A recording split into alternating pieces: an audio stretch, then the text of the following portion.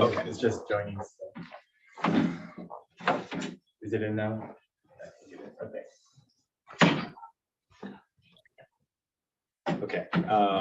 I'd like to call this meeting to order. This is a regular meeting of the Isla Vista Community Services District Board. I'd like to announce this meeting is being recorded. Jonathan, can you call the roll? Director Brett? Here. Director Aguilar? Here. Director Bertrand? Here. Director Freeman? Here. Director Flaherty? Here. Director Topliff? Here. Director Desta? Here.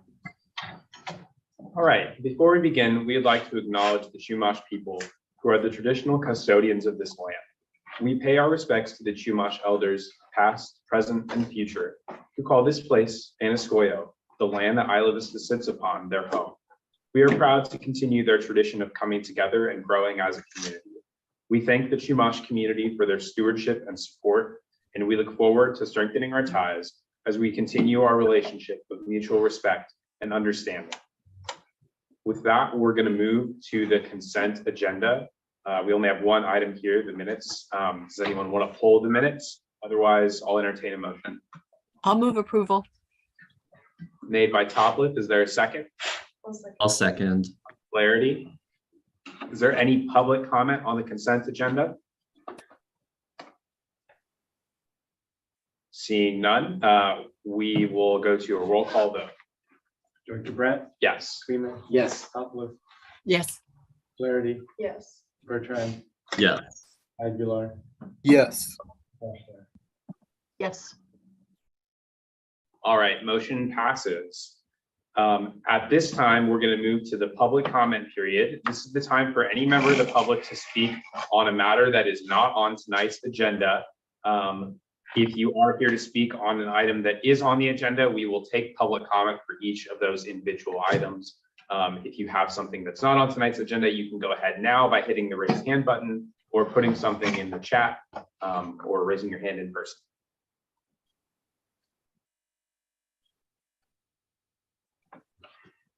All right, I'm not seeing any hands raised, so we are going to close the public comment period, and we're going to move to the action agenda.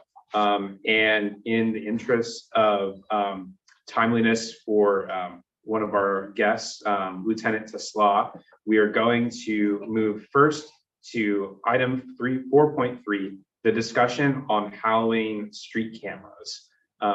This is to discuss the plans by the Santa Barbara County Sheriff's Office to place surveillance cameras on streetlight poles during Halloween weekend and take action as necessary. There's a memo that everyone should have received that is just a brief report of this. Jonathan, is there anything that you want to introduce as part of this? I don't have anything else to add. I thought the memo was. Yeah, I can screen share the memo so it can be shown. Excellent. We'll all just share because a lot of this has to do with some of my conversations that I've had recently with Lieutenant Morris and then this morning with Lieutenant Tesla. We were informed that the Sheriff's Office plans to install surveillance cameras on Delphia Drive telephone poles prior to the Halloween weekend. Lieutenant Tesla is here and I think can talk a little bit more in detail about the purpose of the cameras. There's a town hall that has been organized by UCSB Associated Students EVPLA Haley Stankiewicz on this specific subject. And discussion of these cameras came up recently in the Santa Barbara County CEO's office coordinating meeting on Halloween. And so I thought it prudent to bring this information to the board and consider a action from our board position-wise. So Lieutenant Tesla is here, and I want to share with both the board and our public that Lieutenant Tesla is he's just been brought onto the job, and we're looking forward to giving him a formal introduction and get to know you on our next agenda. But he was kind enough to be able to join us given the timeliness of this item. So Lieutenant Tesla, if you'd like to introduce yourself and talk a little bit about the plans, feel free. Sure. Hi, everybody. So as Spencer said, I just took over as station commander for Isla Vista Foot Patrol just 2 weeks ago. So very much getting up to speed on this year's Halloween plans. I was a station sergeant there for some time in 2017 and 2018. I've done my fair share of shifts in Isla Vista, both during Halloween and during regular parts of the year, and Deltopia and elsewhere. So, though I'm new to the assignment as a station lieutenant, I'm very familiar with the station itself. We are, as always, with Halloween, creating our operational plan for this year's event. And I'll emphasize that it is still very much a living document. It is open to change, and part of my efforts being here tonight is it's also open to discussion. One of the more sensitive parts of that plan, which has been brought to your attention tonight, is that we have the capability of using temporary surveillance cameras during Halloween weekend. It's something we've used for the most part for the past 20 plus years, something that we didn't use in 2020 and 2021 because of the campus closure in 20 and then the COVID restrictions in 21 significantly reduced Halloween to basically a non-event. But they are things that we've historically used, and we've used with great success in suppressing or preventing some pretty violent and some pretty horrific crimes from occurring. I want to emphasize that these cameras are temporary. We don't own them. They're actually not being installed on telephone poles, as that document says. They're temporary with their own kind of stationary deployment devices. They look like telephone poles, but they're not actually attached to telephone poles. We don't own them. They're not ours. They don't cost anything to the county to deploy. They're being loaned to us by an allied agency on a mutual aid request. And the thing I want to get out the most is that this is meant, there's really three factors in why we want to use the cameras and why it's part of our plan. The first is to monitor for violent crime. These cameras have prevented violent crime in the past. They've caught violent offenders in the past, and they are excellent for that purpose. In a situation, if we end up with a large crowd, even a crowd just on a regular Friday or Saturday night, the ability to use the cameras is a force multiplier in terms of how effective we can be, how many deputies we might have to put on the street to equal that same amount of awareness of what's happening. We can pinpoint medical emergencies much faster, and from the video control room, we can direct fire and medic personnel to the scene much faster. That's something that we can't see often when we're at eye level, like on the ground. And so it's an important thing for our search and rescue personnel as well. And then we are not, emphasize not, looking to use these cameras to look for minor crimes, look for the kind of open containers, minor in possession, those kinds of things that we typically think about as a Halloween criminal offense, a citation, but we're really looking to prevent sexual assaults, prevent burglaries, prevent robberies, and prevent assaults with deadly weapons. And that's really what those cameras are for. So with that, I'll turn it back to Spencer. Thank you, Lieutenant Tislaw, for that presentation. And would you be able to answer questions from our board if board members have questions? Of course, yeah. Any questions from the board? Director Freeman. So the cameras have been in use continually since since 2014, then you're saying, other than 2020 and 2021? Going much further back than 2014, actually, yeah. Into 1990s, the cameras have been deployed routinely over that weekend. They're not permanent, I want to emphasize that, but they get loaned to us routinely for Halloween. It's pretty interesting to me, because there are two things that I particularly remember, one of which being in 2014, when we actually ended up on the local news with John Palmentary commenting on the new cameras that were being installed seemingly for the first time. I don't remember them having been there before. I remember reading lots of discussions at the time around that. And I also, and you said the 90s, I mean, early 2000s, I was out there, and I remember carefully documenting, I've got tons of photos of all the stuff that was being deployed, all the new lighting that was being put out for Halloween in order to try to draw a boundary around what was determining the event. But I don't remember there being any cameras. Now, it could be that you just, in 2014, maybe actually had cameras that were marked as cameras, and for the rest of the time, you've been using secret cameras, maybe? Is that what's been going on? But What are the if you- cameras? Maybe that's the question I should be asking. I'm sorry, you cut out. What was the question about the cameras? What do they look like? Maybe the question I should be asking is, what do the cameras look like?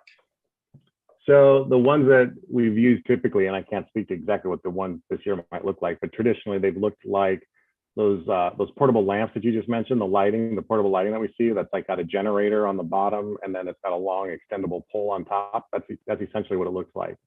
So they're pretty nondescript and they're not very intrusive. So they may have just very well been looked over before.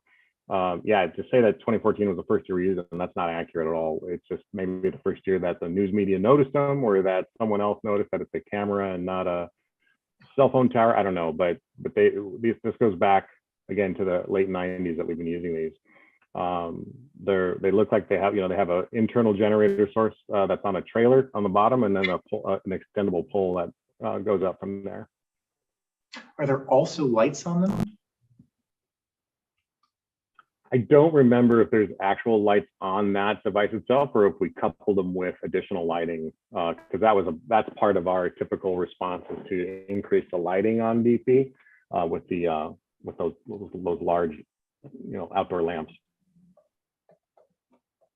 Okay, thank you. Thank you, Director Freeman. Director Bertrand. Yes, thank you. And welcome, Lieutenant Tesla. Look forward to working with you in Isla Vista and appreciate your presence with us tonight.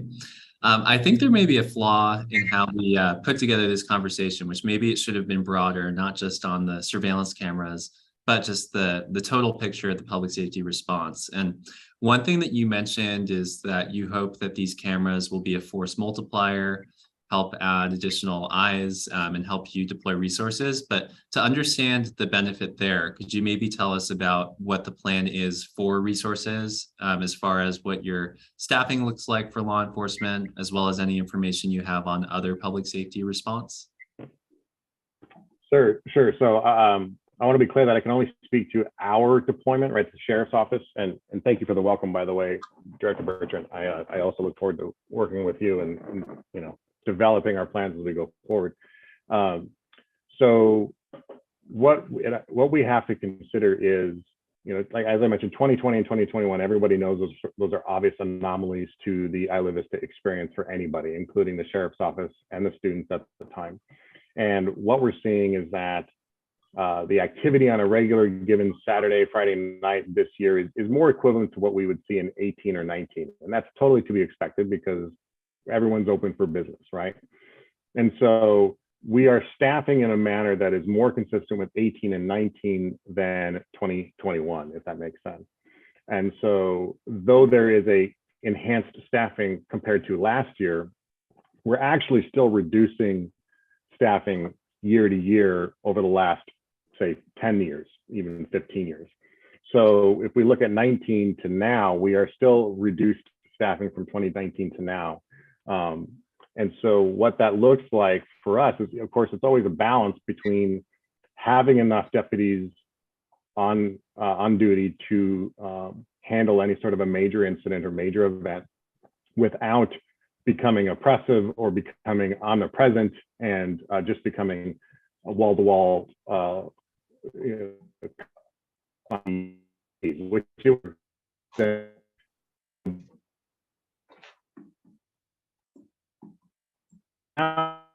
we have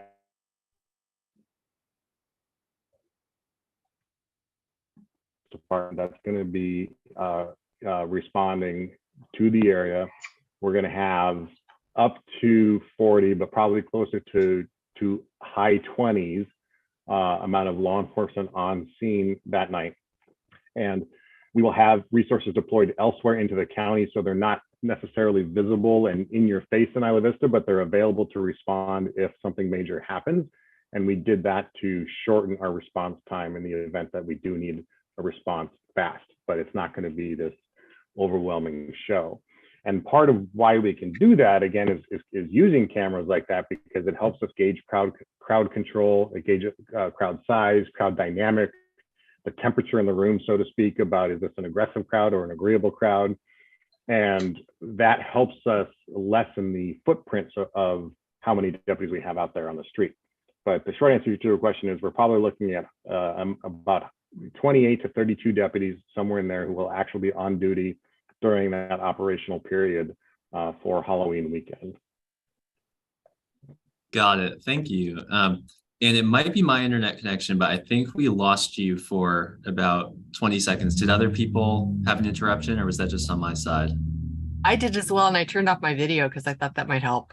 Yeah, but we got the numbers you listed at the end. If there's anything before that that really stood out that you want to make sure we hear, I'm sure whatever it was the most profound thing I've ever said, and nobody caught it as a result. But I think it's my internet connection most likely here. Okay, so the numbers you gave at the end, that paints a clear picture. And one thing that you mentioned before you cut out was that what we don't want to see is just like an over presence and just block to block cops everywhere, which frankly in the past we know that's what it was, but as you've mentioned, there has been a reduction year after year, and that's definitely something that the community has called for, and I think that's worked well not only for community members but also for first responders. So I may have some other questions, but I'll turn it back to my colleagues. Thank you. Thank you, Director Bertrand. Director Aguilar, go ahead. Thanks. Yeah, I want to second the welcome over to Lieutenant. And my most basic question is, has this kind of conversation about the surveillance, because I just like Director Freeman was pretty surprised that we've been, our neighborhood has been surveilled that many times. I remember very specifically the 2014 issue, and it wasn't related to Halloween. It was related to a series of attacks that happened right at the UCSB and Isla Vista border. And there were, yeah, the signs, the lighting and the cameras were very obviously new. And then there are all the cameras during normal Halloween. But I want to know from other board members, or maybe from Jonathan, has this kind of discussion on surveillance come up to our board before? I'm not remembering if it's come to the board before.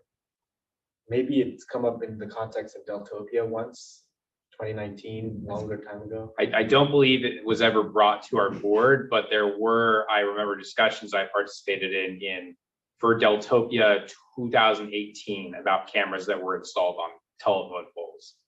Yeah, that's I see. Because I'm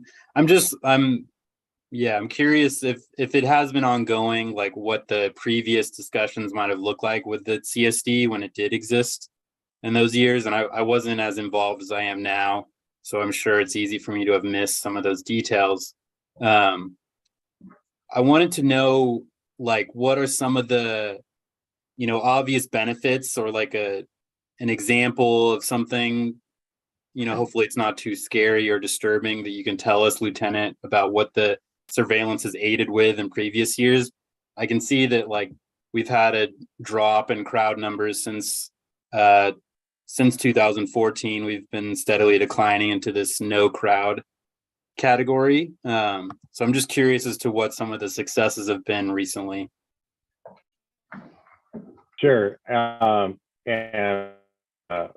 Unfortunately, I can't give you the best examples of what these cameras have been used to catch without sharing some things that are very uncomfortable, because that's exactly what they're meant to stop, right? But I have three stories that I'll share that I can that I think prove this point. One is the cameras helped us interrupt, or first catch and then interrupt, a sexual assault at Pescadero Park. Okay, and so that camera was the only thing that caught it in the dark, that we were able to see. We were able to get deputies over there, and we were able to, basically save that poor woman from that assault. Another one, after the crowds had kind of dispersed, there was a lone female who was clearly intoxicated walking down the middle of DP, and out of nowhere, a very suspicious man started following her for several blocks. And we could watch this, and we were able to direct deputies in to contact the suspect and get her a safe ride home so that she wasn't attacked. And we are, based on the suspect's actions, rather confident that an attack was going to occur had we not intervened. Another situation, a lot more tame than that, thankfully. We've caught people breaking into homes and cars as a result of these cameras when we don't have a deputy who's line of sight to them. They can see these things and interrupt them, and we can catch these people doing these things to the community. And, I want to emphasize too that we still do experience outside actors coming into Isla Vista, and we're very aware that a lot of this is outside actors and not the residents who want to live in a safe and happy Isla Vista. And so, we do things with local offenses on the minor stuff like restorative justice to emphasize education and diversion over a criminal prosecution. And so I want the cameras to be looked at holistically with our approach to how we approach local citizens and their desires for a safe community and a trusting police force versus outside actors who are looking to do nothing but harm the community. So I hope that answers your question. It does. Thank you. Any other questions from the board? Director Flaherty. Hi, and hi, Lieutenant Tesla. Welcome to IB, and I look forward to working with you now and in the future. I was curious on whether or not there was a plan to educate students and residents on the presence of cameras, just because I have heard recent concern about surveillance, and I think your explanation of them being used for more major crimes like sexual assault and burglary would be really helpful so that students and residents know that it won't be used for petty crimes like an open container and other like smaller crimes like that. And I know there's a town hall on the subject, which I'm sure is going to be used to educate, but I was just curious if there were any other plans that your office might have in order to get this information out there. Sure, yeah. The town hall obviously is a big one. Efforts here tonight are included in that as well. I've already done an interview with the Daily Nexus talking about the cameras and our concerns and why we think they're valid. And then Thursday, I'll be speaking with UCSB TV on the topic as well and just spending time with them. We've asked associated students to invite anyone and everyone who they feel, and I'll extend, of course, to CSD as well to join that town hall so we can communicate that as best we can. Our public information officer, Raquel Zick, will participate as well. And we are trying to get the word out and make sure people understand that we have a purpose behind these that we feel is very valid and is not there to just make a more oppressive event. Okay, thank you. You're welcome. Are there any other questions from the board? Director Freeman. Or I'm sorry, I'm gonna cut you off because I saw Carrie's hand, but I didn't acknowledge it. Director Top. Thank you. It seems like the cameras have a great place in augmenting law enforcement efforts and also enabling you to have less people because you're more efficient. So I can see that there's a huge benefit. I'm wondering though, you end up with a lot of tape, and isn't that subject to Public Records Act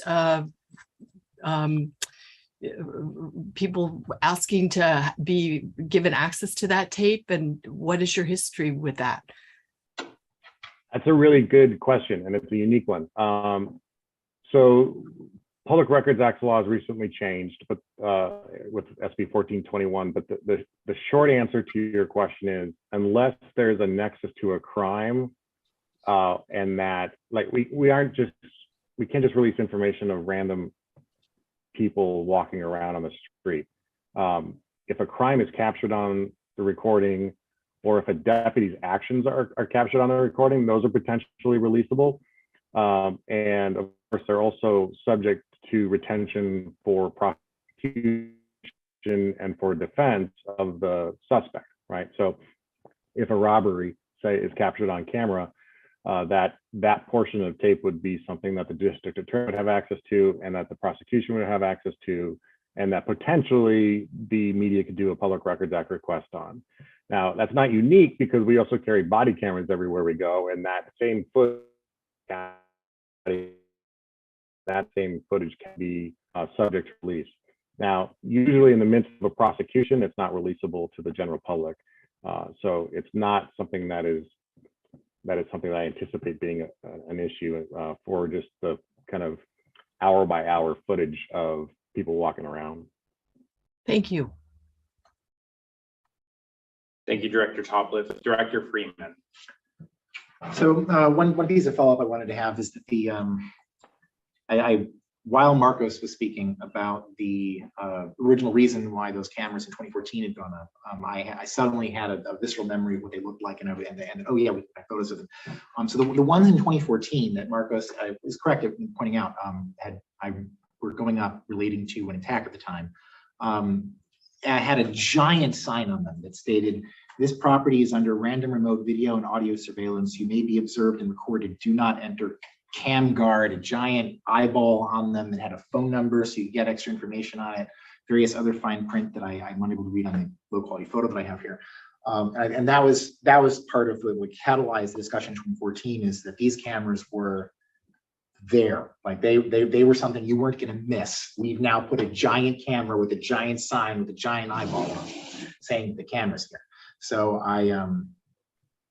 I'm believing that you've had the cameras out there. I'm just, I guess, unhappy about it.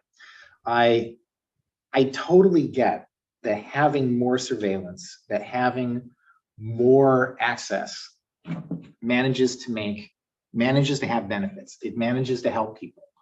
If you were to go and you were to put into place almost any kind of intrusive surveillance program, you will manage to find success stories that you'll be able to tout out. And it makes these conversations extremely hard. And I mean, it's even like hard, like I'm sitting here saying this and I'm like, oh, people are going to look at this and be like, Jay, you're advocating that somebody should have been harmed because there's this thing that we just heard managed to help somebody from being harmed, as you're saying you don't like. But the problem is that you can look at that for any surveillance program, you will manage to get a handful of stories of people who've been harmed. The question is we have to look at what the costs of those surveillance programs are. And I don't mean in terms of money, I mean in terms of people's feelings of security, people's feelings of privacy. When I hear the story that these cameras are looking into dark areas of the parks, I'm also thinking that there are people who are going into dark areas of the parks and are expecting to be private. I'm expecting that you're tracking people along the streets and you're tracking them along the entire length of the streets. And I don't like that feeling. I mean, if I were to go and I were to put a camera in everyone's backyard here, which is something that I can see from other property. In fact, depending on if you get them on like these street poles, I can probably see in everyone's backyards easily from public property. I think you'd get a lot of people who are upset about that. And yet I'm certain that you'd also manage to find some instances of crime and some instances of attacks and some instances in order to demonstrate why it should happen. So I don't like the idea of going around and littering the community with cameras. And when you go and you explain that they're cameras people, I think you have been seeing some people who are unhappy about that. And that's why you end up getting dragged before the Daily Nexus to have to do interviews, and why people are setting up these town halls in order to try to help make people feel more comfortable with it. But I think that there should be some thought process put into the idea that going and putting these surveillance cameras out in the first place might not be the best thing to do. If you're going to do it, I at least think the thing that was being done in 2014 with the giant ostentatious signs is more honest about it. It's when somebody walking past it at least knows that, okay, well, there's a giant camera there. Whereas if I've been operating here for many years, including, I think Margaret the same thing, they'd be surprised that these cameras have been out there all of these times. Maybe these secretive cameras are not the way to go. So I don't even know it says an agenda to take action. I don't know what action we can do, and the extent to which we're listed as discussion. But I mean, I would like to see at least some modification to this camera program, whether it be to put the giant signs back to get rid of the cameras. But I don't think anyone else would agree with me. But that's where I'm at with this. I just want to say it. But yeah. Thanks, Director Freeman. I'm going to go to Director Deschler and then Director Bertrand. I think you're on mute, Director Deschler. I know. I put my hand out as like a timeout so you could know that I was going off mute. First of all, I want to know how you pronounce your last name, because I hear it pronounced many different ways. And I want to know, is it like the car, the inventor? How do you pronounce your last name? It's I always say it's like the last days of W, Tesla. Tesla. Okay, good. That's very helpful. Thank you. So thank you so much for being here. I was hoping when I saw this agenda item that there would be actual information on what the sheriff's plans were for the use of cameras. I do think it's interesting to know that there have been cameras used, and I love the word that Carrie used, because it was something that came to my mind, is that it's augmenting the services, the safety services that are being provided out in Isla Vista. And I think some of the examples that you brought up of deterred crime, super significant. So I really appreciate that you highlighted the benefits of cameras. Is it the case that the sheriff's deputies have cameras on them? So are they recording when they're out on Isla Vista streets, or is it? I'm just curious about that. That's a good question. Largely in part response to the public's demands, we now wear cameras. Right. Right. And so anytime someone's being contacted by law enforcement, the deputies, our policy is that the deputy will record that contact, whether it's consensual, whether it's an enforcement contact or anything else. And so, yeah, it's relatively new. It's been deployed slowly out throughout the county, but we've rolled it out to Isla Vista. So everyone in Isla Vista has the black box on their chest. That is our camera. We've had in-car cameras for at least 20 years that would record traffic stops and that sort of thing. But this will be our first full year of deployment where everybody has a body camera. IV's had them for a couple of years, but I mean, department-wide, this will be our first year where we've actually all have them.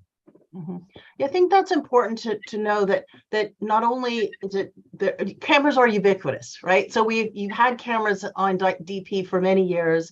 They're on people.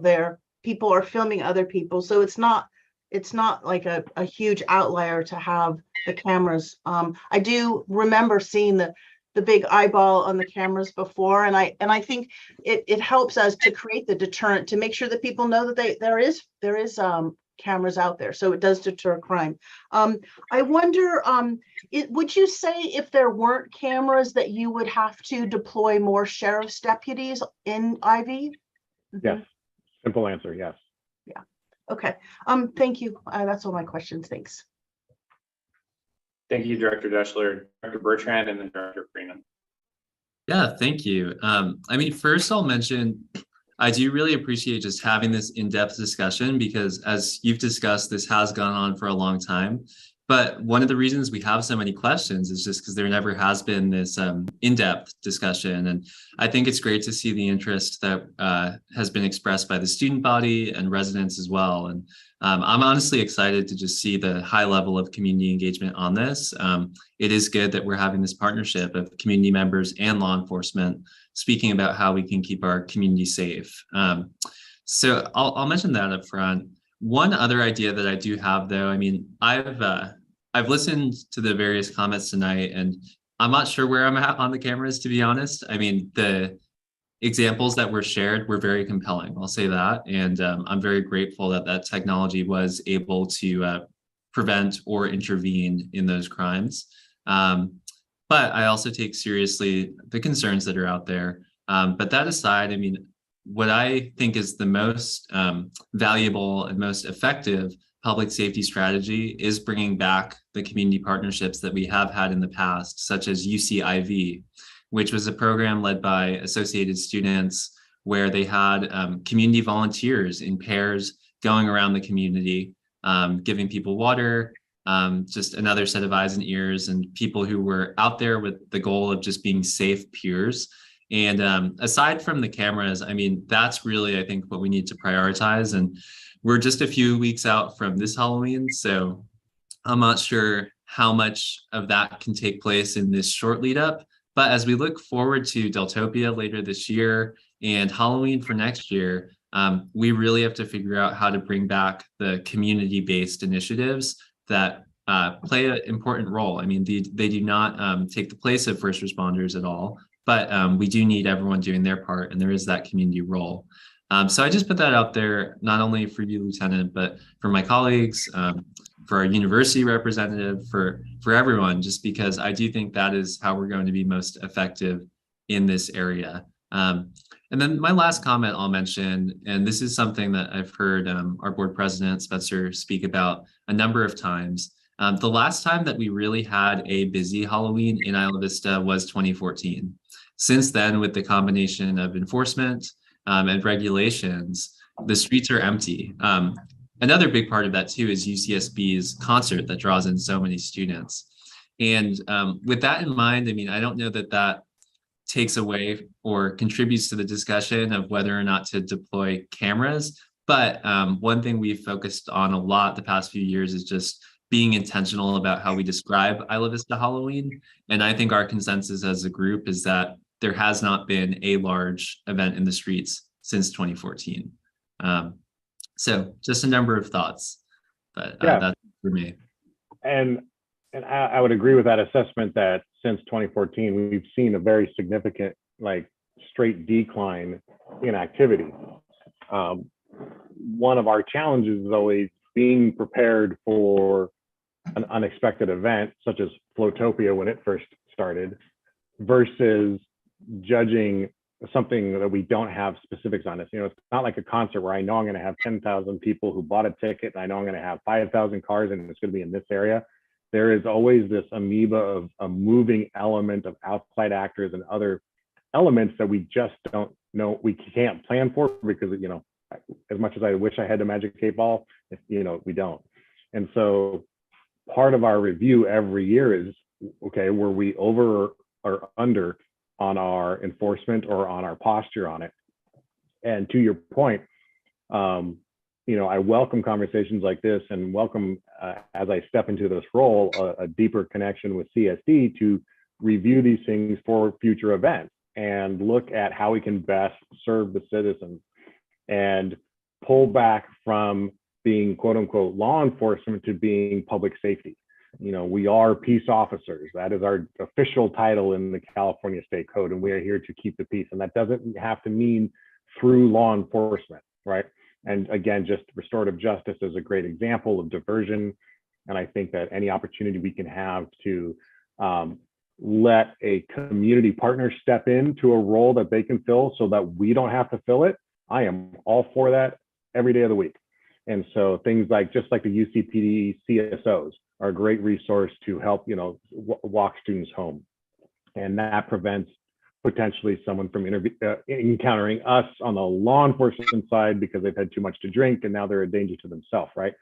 Just one example of the millions of ways I see us being able to work with the associated students, with UCPD, with CSC, with IB Parks and Rec in a much different way than we have historically done.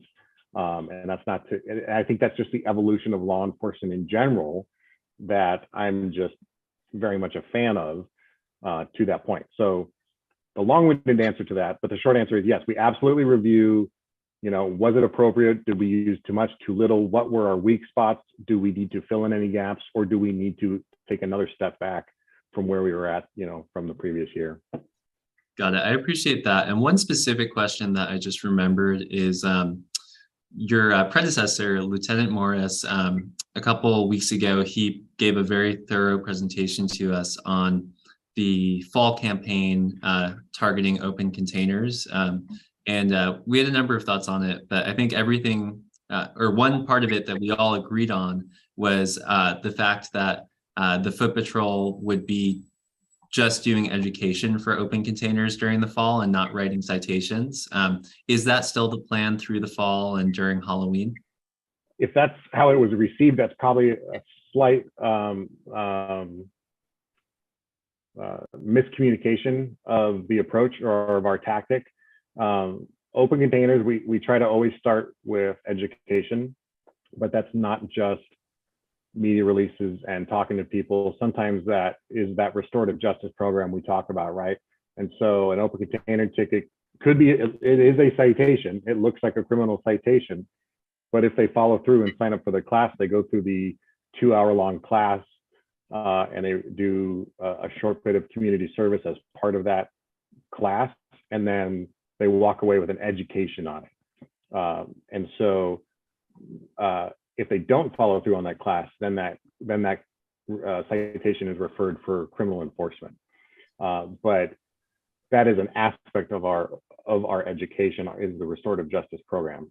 So it is a citation, but it is educational. Now, there are citations that are issued to local residents if they don't meet the requirements for restorative justice. If they've had a restorative justice ticket already, if they lie about their name or they're otherwise uncooperative with us or try to fight or flee from us, then they're not eligible for the restorative justice program. And so it would be dishonest to say we're only doing education if I stop someone with an open container and then they run from me and they end up with an additional charge that I then charge them with the open container as part of that, to then say, well, we're only educating them on the open container. I hope that makes sense, but there's a little nuance there I want to make sure we're clear on. That does make sense. And I'll just clarify. So we have received a number of presentations on the restorative justice program and understand the 3 code violations that do get referred to that, open container being one of them. And I understand now there's probably more offenses that are being referred, but at first it was just 3 offenses. And with that in mind, Lieutenant Morris was pretty specific to us that for open container as part of this fall campaign, they would not be referring folks to a restorative justice program, but it would just be a true in the field warning. That was my takeaway from the presentation we had. I'd call on Director Brandt. I know you've been very involved in these discussions. Was that your takeaway as well? That has been my understanding as well from the presentation that we received from Lieutenant Morris. I'm not privy to what he shared with you. This is the first time hearing about a presentation he did specifically about that. Historically, we have never gone education warning only on anything. And I think it would be dangerous of us to say we are only doing this when we end up with situations that might require a different response or a more creative response, or if the open container is part of a larger part of an enforcement event or an issue. So I don't think I know we've never said we're education only on any one particular crime. We do every fall, we try to make sure that the incoming students and the new residents know that there is an open container county ordinance, that, being a minor in possession is a citation, that sort of stuff. Right. And the fact that it hasn't been done before, I think, was a big part of why many of us were very excited about this new approach.